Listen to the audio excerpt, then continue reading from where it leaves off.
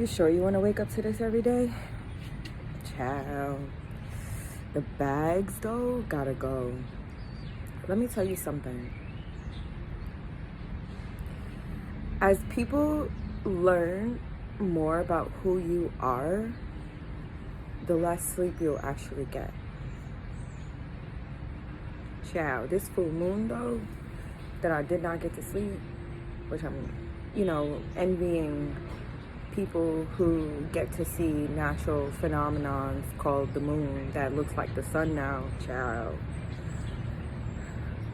Anyway, today I reflected on the year 2019 when I first decided to embark on the journey of becoming free as fuck. And during that time, I used to listen to Meek Mill's Trauma. That was like the first song that I would listen to of the day. And while my body may have been in a meditative state listening to the solfeggio frequencies for the last, as soon as I closed my eyes to my awakening, why is that the first song I decided to listen to? So I reflected and realized that it was because I was hurting. I was in a place where I didn't understand what I was growing through, and trauma was the only way that I could express that energy. And the journey was more or less seeing the light as opposed to the darkness surrounding you, because there are things to be grateful for. Because while I was going through all of that trauma and healing from the trauma, finally the rose-colored glasses coming off, I quickly didn't realize how beautiful my life really was. I drove a Mercedes at 28. I had a 55,000 and add entrepreneurship onto that. So paying job when people were still getting paid 25, 35, 40,000. And I was still underpaid, which is also insane.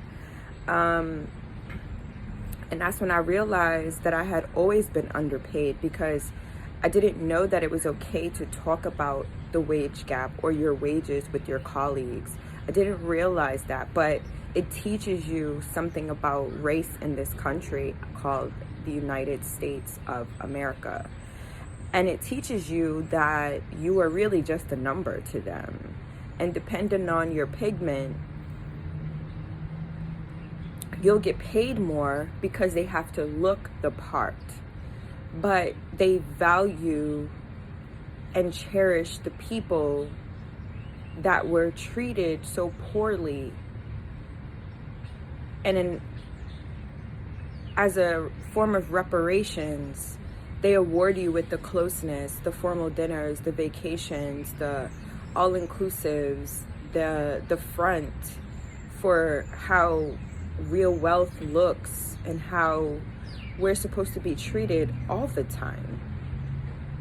So I live for the day when I see nothing but my people in a room and I walk in and we at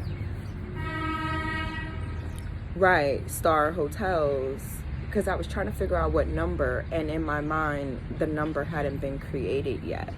So the fact that these spaces would be exposed with more melanated beings is beautiful. And it's time that we create our own race. I'm meeting more Bayesian Puerto Ricans than I have ever met in my life. And it's almost as if I had been unlocked a whole new dimension of beings, and being Afro-Latina and really, having friends remind me of my culture is also beautiful, because I was at Quince's when I was 9 years old in Puerto Rico.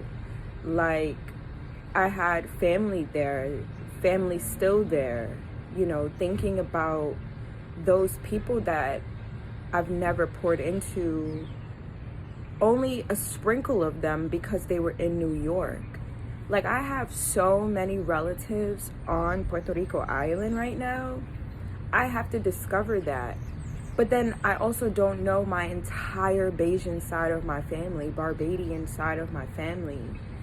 And it's all because of family secrets. And that breaks my heart, because people don't realize the memories that you'll unlock by being serious and for real. Sure, it's gonna sting, ouch, but are you protecting the secret for your pride and ego, or the persons that it'll help or hurt? And sure, it's going to hurt. You have to live with those consequences, because I know things that people cannot tell me. In my soul, I know things, and I can't even express to you. And people sit here in my face and they're like, does she know? Do you know? Isn't that some stupid ass sound machine that y'all got going around on the internet, child? It's too much to keep up with. You hear me, dog? But there's a whole nother side. So if you're awarded with the opportunity and the privilege to have known or to know both of your family's side of history, you have to dig into those artifacts and those documents.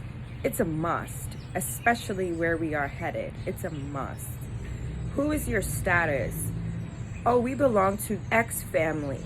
You know, there are several big families that we are aware of, you know, on the American turf as Black Americans here, as African Americans here.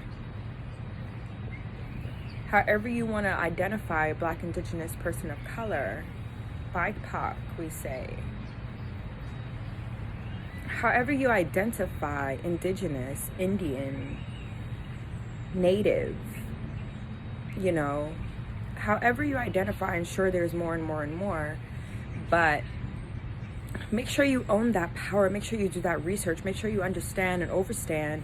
And I say as above, so below, because people always want to say, oh, you want to stand over words or spells. This is so true. We have so much to unlearn. It's exhausting. There's so much to unlearn and unpack and really live with, you know.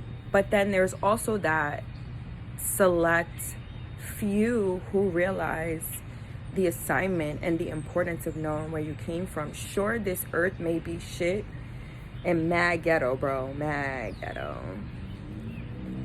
We won't even talk about how ghetto, right? I gotta get this phone out of the sun because the sun on the fuck.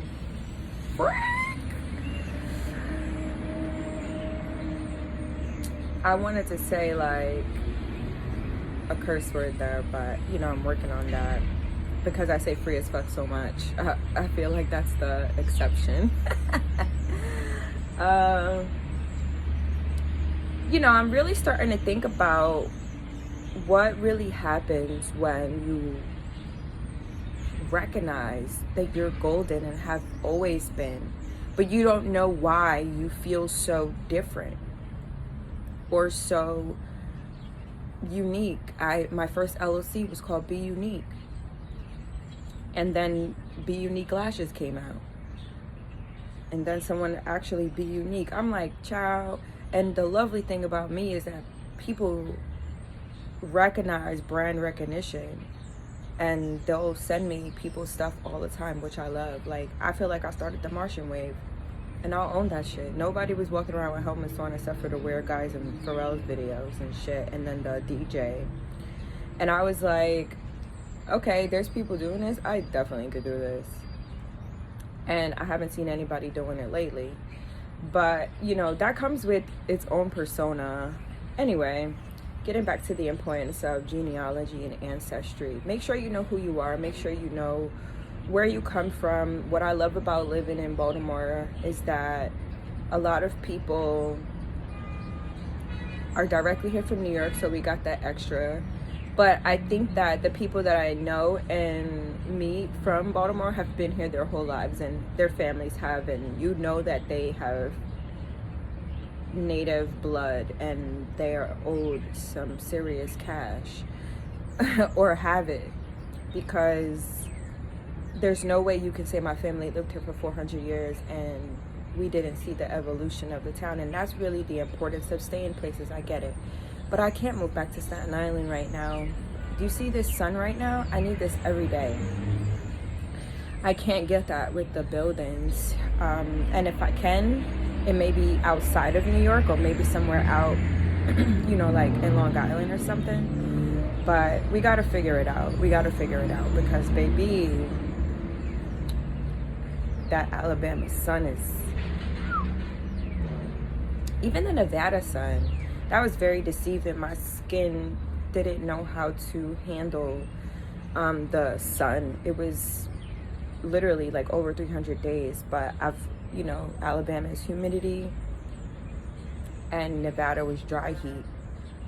And then I was also in a mountainous range. I wasn't in the valley. So very different atmosphere. I loved it. I would go back. That's a place I would go back. Well, I'm signing off. I got things to do and I'm really hungry. All right. Yes, I know what you're saying, words of spells, but seriously, I haven't really eaten a wholesome quality meal in like 3 days. So I need to get on it. It's mostly been like fruits, smoothies. I haven't done like a fresh juice, so I have to go do that. But yeah, peace out.